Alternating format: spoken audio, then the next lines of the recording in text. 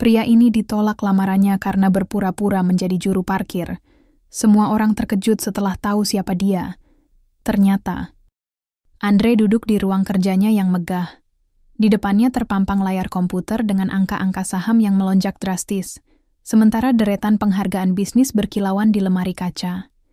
Ia memandang keluar jendela, ke arah kota metropolitan yang gemerlap di bawah sinar matahari sore. Namun, wajahnya tidak menunjukkan kebahagiaan. Hanya rasa kosong yang mendalam. Semua orang menginginkan Andre Hartanto, gumamnya pelan. Tapi tidak ada yang benar-benar ingin mengenal aku.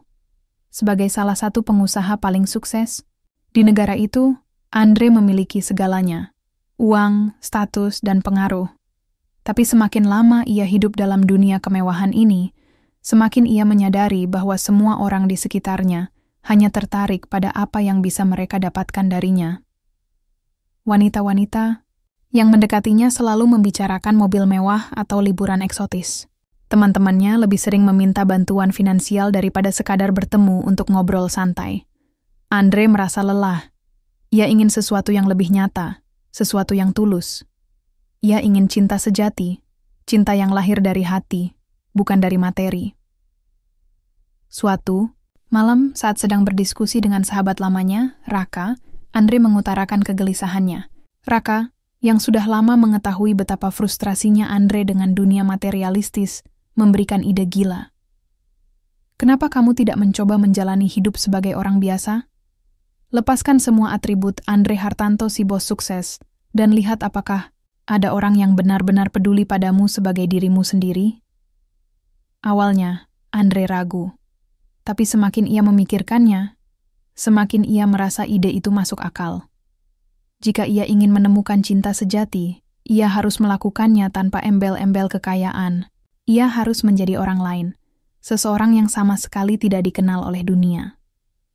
Setelah beberapa hari merencanakan penyamarannya, Andre akhirnya memutuskan untuk bekerja sebagai tukang parkir di sebuah restoran ternama bernama Cafe Lumina. Restoran ini dipilih karena banyak orang dari berbagai kalangan datang ke sana, mulai dari pekerja kantoran hingga keluarga kaya. Andre yakin bahwa tempat seperti ini akan menjadi medan yang sempurna untuk mencari cinta sejatinya. Pagi itu, Andre bangun lebih awal dan mengenakan seragam sederhana berwarna biru tua dengan emblem restoran di dada kirinya. Ia mengendarai motor bebek tua yang disewanya khusus untuk peran barunya. Ketika sampai di Cafe Lumina, ia merasakan sensasi aneh, campuran antara gugup dan penasaran. "Nama saya Andi," katanya kepada manajer restoran ketika ditanya identitasnya. Ia menggunakan nama samaran agar tidak ada yang mengenalnya. Selama jam kerja pertamanya, Andre belajar bagaimana cara memarkir mobil dengan cepat, memberikan senyum ramah kepada pelanggan, dan bahkan menghadapi keluhan dari beberapa pengunjung yang rewel. Meskipun pekerjaan ini jauh lebih melelahkan dibandingkan duduk di kursi direktur perusahaan, Andre merasa ada kebebasan tersendiri dalam kesederhanaan ini.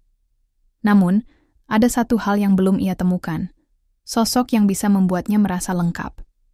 Di tengah-tengah rutinitas barunya, Andre mulai menyadari bahwa kehidupan sebagai tukang parkir justru memberinya perspektif baru tentang nilai-nilai kehidupan. Ia melihat bagaimana orang-orang saling berinteraksi tanpa motif tersembunyi. Seorang ibu yang membantu anaknya mengambil mainan dari tas. Seorang pria paruh baya yang tersenyum hangat kepada petugas kebersihan. Atau dua remaja yang tertawa, ceria meskipun hanya memesan secangkir teh. Andre tersenyum tipis. Mungkin, pikirnya, cinta sejati memang ada di luar sana. Dan mungkin, ia akan menemukannya di tempat yang paling tak terduga. Malam itu, setelah shift kerjanya selesai, Andre duduk di bangku taman dekat restoran. Ia memandangi langit malam yang dipenuhi bintang-bintang. Hatinya masih kosong, tapi ia merasa optimis. Ia percaya bahwa suatu hari nanti, ia akan menemukan seseorang yang mencintainya bukan karena apa yang ia miliki, melainkan karena siapa dirinya sebenarnya. Andre menarik napas dalam-dalam. Perjalanan ini baru saja dimulai, dan ia siap untuk menemukan jawaban atas pertanyaan terbesar dalam hidupnya. Apakah cinta sejati benar-benar ada? Hari-hari Andre sebagai tukang parkir di Cafe Lumina berjalan dengan ritme yang sama. Ia mulai terbiasa dengan pekerjaannya, meskipun tubuhnya seringkali terasa lelah setelah seharian berdiri dan berlarian mengatur mobil pengunjung. Namun, ada satu hal yang membuat hari-harinya sedikit lebih berwarna. Nisa. Nisa adalah seorang wanita muda dengan senyum hangat dan mata yang penuh rasa ingin tahu. Ia bekerja sebagai desainer grafis freelance dan sering datang ke Cafe Lumina untuk menikmati kopi sambil bekerja di laptopnya. Awalnya, Andre hanya memperhatikannya dari kejauhan. Cara dia tertawa saat menerima telepon dari temannya, atau bagaimana dia sesekali menggigit bibir ketika kesulitan memilih warna palet untuk proyeknya. Suatu sore, ketika Nisa keluar dari restoran dengan tangan penuh barang bawaan, Andre melihat kesempatan untuk berbicara dengannya. Ia mendekat dengan senyum ramah, menawarkan bantuan untuk membawakan tas-tasnya ke mobil. "Terima kasih, Mas," kata Nisa dengan nada sopan. "Namanya Andi." "Ya, saya sering melihat kamu di sini," Andre tersenyum. "Iya, Mbak. Saya kerja di sini sudah beberapa minggu." Percakapan singkat itu menjadi awal interaksi mereka. Setiap kali Nisa datang ke restoran, Andre selalu menyapa dengan ramah. Perlahan-lahan, mereka mulai berbincang lebih lama tentang pekerjaan Nisa, tentang hobi Andre yang diam-diam masih suka membaca buku bisnis, dan tentang kehidupan sehari-hari yang sederhana. Andre merasa nyaman karena Nisa tidak pernah bertanya tentang latar belakangnya atau mencoba mengorek informasi tentang kehidupan pribadinya. Baginya, ini adalah pertanda baik. Namun, hubungan mereka tidak berjalan tanpa hambatan. Suatu hari, Nisa mengundang Andre untuk makan malam bersama keluarganya. Awalnya, Andre ragu. Ia tahu bahwa pertemuannya dengan keluarga Nisa bisa menjadi ujian besar bagi penyamarannya. Tapi ia juga tidak ingin mengecewakan Nisa, yang tampak sangat antusias mengenalkannya pada orang tuanya. Akhirnya, ia memutuskan untuk menerima undangan itu. Malam itu, Andre tiba di rumah Nisa dengan pakaian sederhana namun rapi. Ia membawa sekotak kue sebagai hadiah. Ketika ia masuk, suasana langsung berubah tegang. Ayah Nisa, seorang pria paruh, baya dengan tatapan tajam, memandang Andre dari ujung kepala hingga ujung kaki. Ibu Nisa, seorang wanita elegan dengan riasan sempurna, menyambutnya dengan senyum dingin. "Andi." "Ya?" tanya Ibu Nisa dengan nada yang terdengar lebih seperti interogasi daripada basa-basi. "Kerja di mana?" "Saya kerja sebagai tukang parkir di Cafe Lumina, Bu," jawab Andre dengan tenang. Ibu Nisa tertawa kecil, tapi tawa itu terdengar lebih seperti ejekan. "Oh, jadi tukang parkir? Menarik sekali. Apa rencanamu ke depannya? Mungkin naik jabatan jadi supervisor parkir?" Andre merasakan panas menjalar di wajahnya, tapi ia tetap tersenyum. "Saya hanya ingin bekerja keras dan hidup sederhana, Bu." Ayah Nisa menyela dengan suara berat. "Anak muda, kalau kamu benar-benar serius dengan Nisa, kamu harus punya visi yang lebih besar. Kami tidak bisa membiarkan putri kami bersama seseorang yang, bagaimana ya, kurang mapan." Nisa, yang duduk di samping Andre, tampak cemas. Ia mencoba membela Andre. "Pak, Bu, Andi itu orang baik. Dia rajin bekerja dan..." "Rajin bekerja saja tidak cukup," potong Ibu Nisa dengan nada tinggi. "Nisa, kamu harus realistis. Kamu butuh seseorang yang bisa memberimu kehidupan layak, bukan seseorang yang hanya bisa memarkir mobil orang lain." Andre merasakan dadanya sesak. Ia tahu bahwa keluarga Nisa materialistis, tapi ia tidak menyangka akan mendapatkan perlakuan seburuk ini. Meski begitu, ia tidak ingin memperkeruh suasana. Ia hanya tersenyum tipis dan berkata, "Terima kasih atas waktu dan kesempatannya, Pak Bu. Maaf kalau saya kurang pantas." Setelah makan malam yang canggung itu, Andre pamit pulang. Di dalam hatinya ia merasa hancur. Bukan karena penghinaan keluarga Nisa, tapi karena ia melihat keraguan di mata Nisa. Tekanan dari keluarganya jelas memengaruhi cara pandangnya terhadap Andre. Beberapa hari setelah pertemuan itu, Nisa tidak lagi datang ke Cafe Lumina. Andre mencoba menghubunginya melalui nomor telepon yang pernah diberikan Nisa, tapi pesannya tidak dibalas. Rasa cemas mulai menggerogoti pikirannya. Apakah Nisa benar-benar menyerah karena tekanan keluarganya? Akhirnya Nisa muncul kembali di restoran. Wajahnya tampak murung, dan Andre bisa melihat bahwa ada sesuatu yang mengganggunya. "Andi," katanya pelan ketika Andre mendekat. "Maafkan aku. Aku bingung. Keluargaku terus menekanku. Mereka bilang kamu tidak cocok untukku." Andre menatap matanya dengan lembut. "Aku mengerti, Nisa. Aku tahu keluargamu ingin yang terbaik untukmu. Tapi aku juga ingin kamu tahu bahwa aku mencintaimu karena dirimu, bukan karena apapun yang lain." Nisa terdiam. Ia tampak bimbang, terjebak antara perasaannya sendiri dan harapan keluarganya. "Aku juga mencintaimu, Andi. Tapi aku tidak tahu apa yang harus kulakukan." Andre tidak bisa memaksanya untuk memilih. Ia hanya bisa tersenyum pahit dan berkata, "Aku akan selalu ada di sini jika kamu membutuhkanku." Malam itu, Andre kembali ke rumahnya dengan perasaan kosong. Ia tahu bahwa cinta sejati tidak akan mudah didapatkan, terutama di dunia yang begitu terobsesi dengan materi. Tapi ia juga tidak bisa menyalahkan Nisa. Ia hanya korban dari sistem nilai yang salah yang ditanamkan oleh keluarganya. Andre duduk di tepi tempat tidurnya, memandangi kartu nama perusahaannya yang masih tersimpan di laci meja. Ada dorongan kuat dalam dirinya untuk mengungkapkan identitas aslinya, tapi ia tahu bahwa itu bukan solusi yang tepat. Jika ia melakukannya, ia tidak akan pernah tahu apakah Nisa benar-benar mencintainya karena dirinya sendiri. Andre menarik napas dalam-dalam. Ia harus sabar. Jika cinta sejati memang ada, ia yakin bahwa waktu akan membuktikannya. Beberapa minggu setelah pertemuan canggung dengan keluarga Nisa, hubungan Andre dan Nisa mulai menunjukkan tanda-tanda retak. Tekanan dari keluarganya semakin besar, dan Nisa tampak semakin bimbang. Namun, di balik semua itu, ada sesuatu yang menggelitik pikiran Nisa, rasa penasaran tentang sosok Andre. Andre memang selalu terlihat sederhana dalam kesehariannya sebagai tukang parkir. Tapi ada momen-momen kecil yang membuat Nisa merasa bahwa ada sesuatu yang tidak biasa tentang pria ini. Misalnya, ketika mereka makan malam bersama di sebuah restoran kecil beberapa waktu lalu, Andre tanpa ragu membayar tagihan menggunakan kartu kredit platinum. Saat itu, Andre buru-buru menyembunyikan kartu tersebut, tapi Nisa sempat melihatnya. "Kenapa dia punya kartu seperti itu?" pikir Nisa. Tukang parkir biasa mana mungkin memiliki kartu sekelas itu? Selain itu, ada juga cara Andre berbicara. Terkadang, ia menggunakan istilah-istilah bisnis yang terdengar sangat profesional, jauh dari gaya bicara orang yang hanya bekerja sebagai tukang parkir.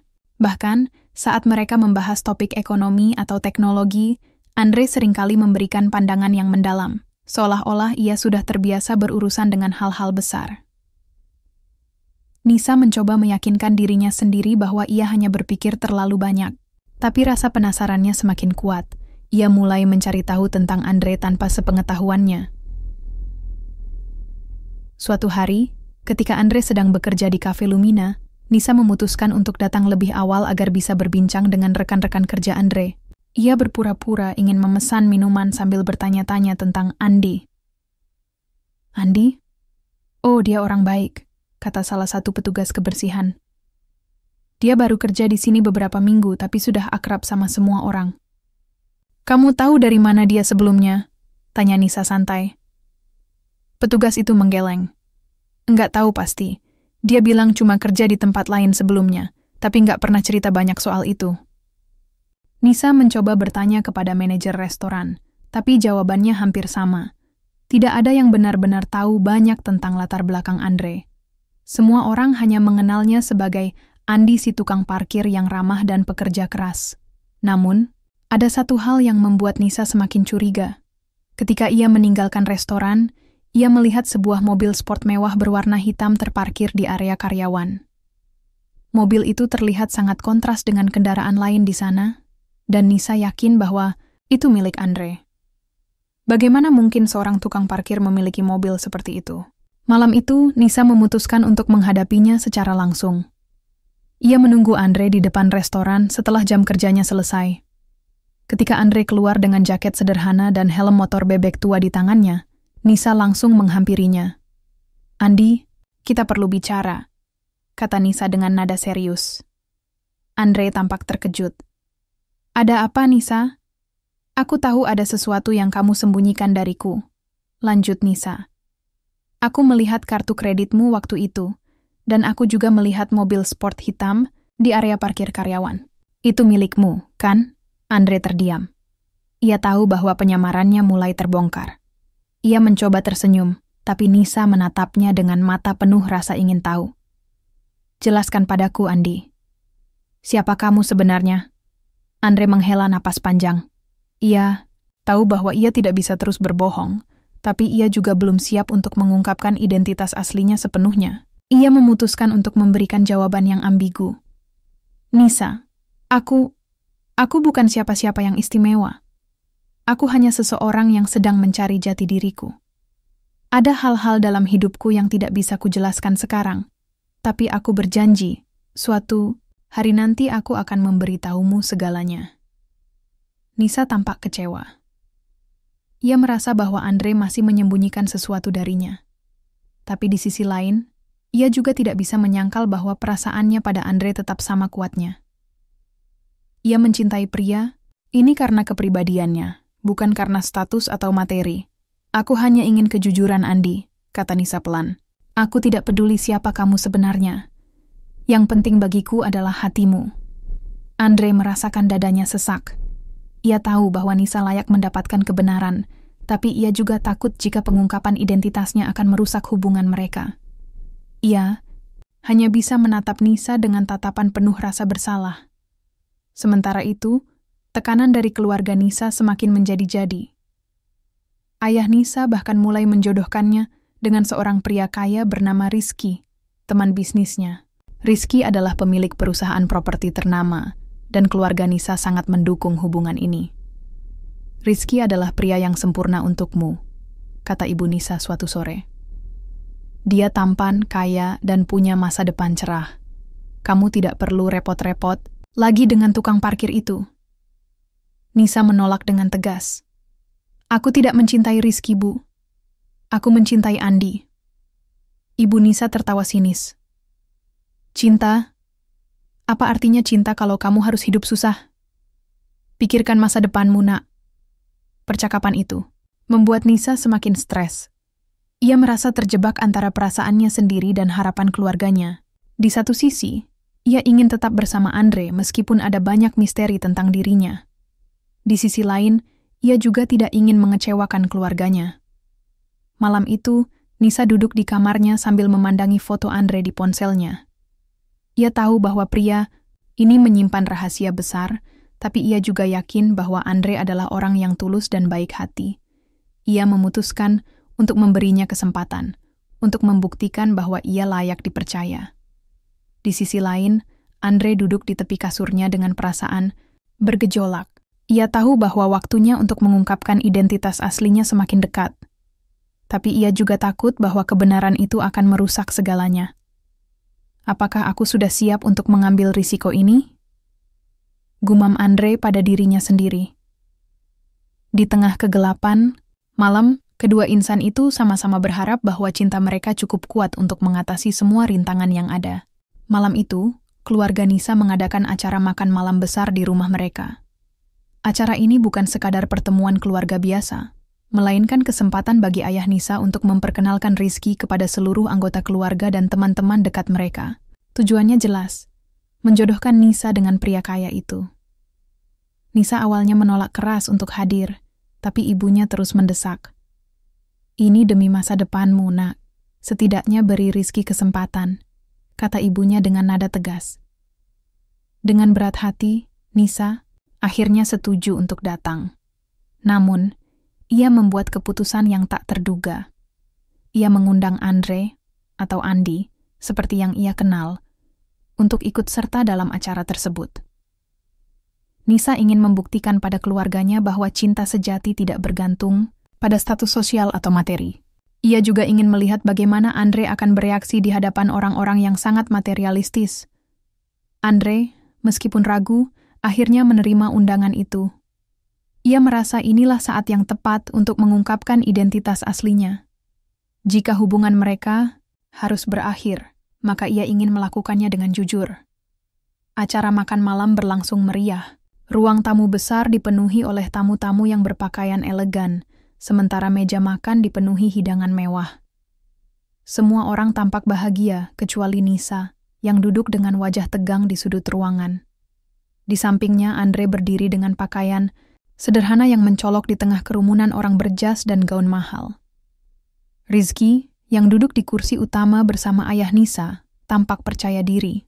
Ia memamerkan kekayaannya dengan cerita tentang proyek properti terbarunya. Sementara para tamu mendengarkan dengan antusias. Ketika pembicaraan beralih ke Andre, suasana langsung berubah dingin. "Jadi, ini dia Andi yang sering kamu bicarakan, Nisa?" kata ayah Nisa dengan nada sinis. "Apa pekerjaannya? Masih jadi tukang parkir?" Beberapa tamu tertawa kecil, sementara ibu Nisa menyeringai. "Tukang parkir? Sungguh pilihan yang unik." Andre tersenyum tipis, tapi tatapannya tetap tenang. Ia tahu bahwa ini adalah momen yang tidak bisa dihindari lagi. Dengan suara mantap, ia berkata, "Sebelum kita melanjutkan, ada sesuatu yang perlu saya jelaskan." Semua mata tertuju padanya. Nisa menatap Andre dengan rasa penasaran dan cemas. "Nama saya bukan Andi," lanjut Andre. "Saya Andre Hartanto, CEO dari Hartanto Group." Ruangan itu hening total. Para tamu saling bertukar pandang, tidak yakin apakah mereka mendengar dengan benar. Ayah Nisa langsung berdiri, wajahnya memerah karena marah dan malu. "Apa maksudmu dengan semua ini?" bentaknya. "Kamu berani datang ke sini dan berbohong kepada kami?" Andre tidak gentar. Ia melangkah maju, menatap langsung ke mata ayah Nisa. "Saya tidak pernah berbohong tentang siapa saya. Saya hanya memilih untuk tidak menggunakan nama besar saya untuk mendapatkan perhatian. Saya ingin dilihat sebagai diri saya sendiri, bukan sebagai CEO yang kaya." Ibu Nisa mulai panik. "Kenapa kamu tidak memberitahu kami dari awal? Kami bisa saja salah paham." "Salah paham?" balas Andre dengan nada tajam. "Atau Anda hanya menilai saya berdasarkan pekerjaan saya sebagai tukang parkir? Apakah saya kurang pantas hanya karena saya tidak mengenakan jas atau mengendarai mobil mewah?" Para tamu mulai berbisik-bisik, sementara Rizky tampak tidak nyaman. Ia mencoba menyela. "Pak, Bu, mungkin ini bukan waktu yang tepat untuk..." "Tidak, biarkan dia bicara," potong Nisa dengan suara lantang. Semua orang terkejut melihat sikapnya yang tegas. "Biarkan dia menjelaskan siapa dia sebenarnya." Andre melanjutkan, "Saya tidak datang ke sini untuk mempermalukan siapapun. Saya hanya ingin menunjukkan bahwa cinta sejati tidak bergantung pada materi. Tapi sepertinya, beberapa orang di sini lebih peduli pada status daripada hati." Ayah Nisa terdiam, wajahnya memerah karena malu. Ibu Nisa menunduk, tidak berani menatap Andre. Para tamu mulai berbisik-bisik, beberapa di antaranya tampak terkesan dengan keberanian Andre. Setelah pengungkapan itu, Nisa merasa campuran emosi yang kompleks. Di satu sisi, ia merasa lega karena akhirnya mengetahui kebenaran tentang Andre. Di sisi lain, ia juga marah karena Andre menyembunyikan identitasnya selama ini. "Andre," katanya pelan ketika mereka berdua berada di halaman belakang rumah, jauh dari kerumunan. "Kenapa kamu tidak memberitahuku dari awal?" Andre menatap Nisa dengan tatapan penuh penyesalan. "Aku takut kamu akan memandangku berbeda. Aku ingin kamu mencintaiku karena diriku, bukan karena kekayaanku." Nisa terdiam sejenak. Ia tahu bahwa alasan Andre masuk akal, tapi tetap sulit untuk menerima bahwa ia telah berbohong selama ini. "Aku mencintaimu karena siapa kamu," kata Nisa akhirnya. "Tapi aku juga butuh kejujuran. Jika kita ingin melanjutkan hubungan ini, jangan pernah sembunyikan apapun dariku lagi." Andre mengangguk, matanya penuh dengan rasa syukur. "Terima kasih, Nisa. Aku janji tidak akan menyembunyikan apapun lagi." Malam itu, acara makan malam berakhir dengan suasana yang canggung. Keluarga Nisa mencoba menyelamatkan muka mereka di depan para tamu, tapi jelas bahwa mereka merasa malu atas perlakuan buruk mereka terhadap Andre. Beberapa tamu bahkan mendekati Andre untuk meminta maaf secara pribadi dan mengungkapkan rasa hormat mereka. Di halaman belakang, Andre dan Nisa berdiri berdampingan, memandangi langit malam yang dipenuhi bintang. Meskipun banyak hal yang masih harus dibicarakan, mereka merasa lega karena kebenaran akhirnya terungkap. "Kita bisa melewati ini bersama-sama, kan?" tanya Andre pelan. Nisa tersenyum tipis. "Selama kamu tetap jujur, kita bisa melewati apa pun." Andre meraih tangan Nisa, dan mereka berdiri dalam diam, menyadari bahwa cinta mereka telah melewati ujian besar pertama. Setelah malam pengungkapan identitasnya, Andre kembali ke rutinitasnya sebagai CEO Hartanto Group. Namun, kali ini ia melakukannya dengan perspektif yang berbeda. Ia tidak lagi merasa terbebani oleh status atau ekspektasi orang lain. Ia memutuskan untuk menggunakan posisinya bukan hanya untuk keuntungan pribadi, tetapi juga untuk memberi pelajaran kepada mereka yang pernah meremehkannya, terutama keluarga Nisa. Beberapa hari setelah acara makan malam, ayah Nisa mendapat kabar bahwa perusahaan properti miliknya sedang menghadapi kesulitan finansial. Proyek besar yang sedang dikerjakan terancam gagal karena kurangnya modal. Ayah Nisa panik. Ia mencoba mencari investor baru, tapi semua pintu tampak tertutup. Suatu sore, seorang asisten dari Hartanto Group menghubungi ayah Nisa. "Pak Hartanto ingin bertemu dengan Anda," kata asisten itu dengan nada sopan. Ayah Nisa merasa cemas, tapi ia tidak punya pilihan selain menerima undangan tersebut. Ketika ia tiba di gedung megah Hartanto Group, ia disambut oleh Andre sendiri. Wajah ayah Nisa langsung memerah ketika melihat Andre duduk di balik meja direktur yang megah. "Andre, maksud saya Pak Hartanto," katanya dengan suara gemetar. "Apa yang bisa saya bantu?" Andre tersenyum tipis. "Saya tahu perusahaan Anda sedang menghadapi masalah. Saya ingin membantu." Ayah Nisa terkejut. "Membantu? Tapi kenapa?" Andre menatapnya dengan tatapan tajam. "Karena saya percaya pada pentingnya memberi kesempatan kedua. Tapi ada satu syarat." "Apa syaratnya?" tanya ayah Nisa dengan nada gugup. "Saya ingin Anda dan keluarga Anda meminta maaf secara terbuka atas perlakuan buruk Anda terhadap saya saat saya menjadi Andi si tukang parkir. Ini bukan untuk saya, tapi untuk mengajarkan nilai-nilai yang lebih penting daripada materi." Ayah Nisa terdiam. Ia merasa malu, tapi ia juga menyadari bahwa ia tidak punya pilihan lain. Akhirnya, ia mengangguk pelan. "Baiklah Pak Hartanto, saya akan melakukannya." Beberapa hari kemudian, keluarga Nisa mengadakan konferensi pers kecil di rumah mereka. Di hadapan para tamu yang hadir dalam acara makan malam sebelumnya, ayah Nisa berdiri dan menyampaikan permintaan maafnya.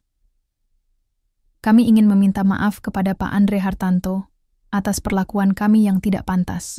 Kami telah menilai seseorang hanya berdasarkan pekerjaan dan penampilan luar, tanpa melihat nilai-nilai sejati yang dimilikinya. Kami telah belajar bahwa materi bukanlah segalanya, dan kami berharap Pak Hartanto dapat memaafkan kami."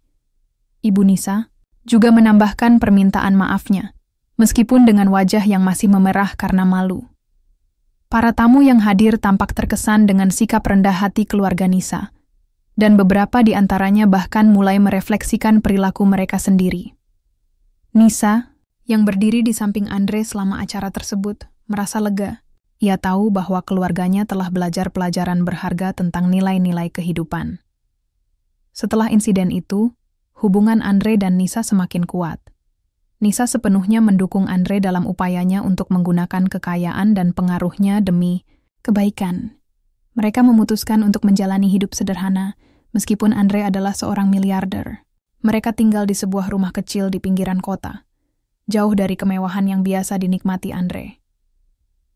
"Kita tidak butuh semua itu," kata Nisa suatu malam ketika mereka duduk di teras rumah mereka. "Yang kita butuhkan hanyalah cinta dan kebahagiaan." Andre mengangguk. Matanya penuh dengan rasa syukur. "Kamu benar.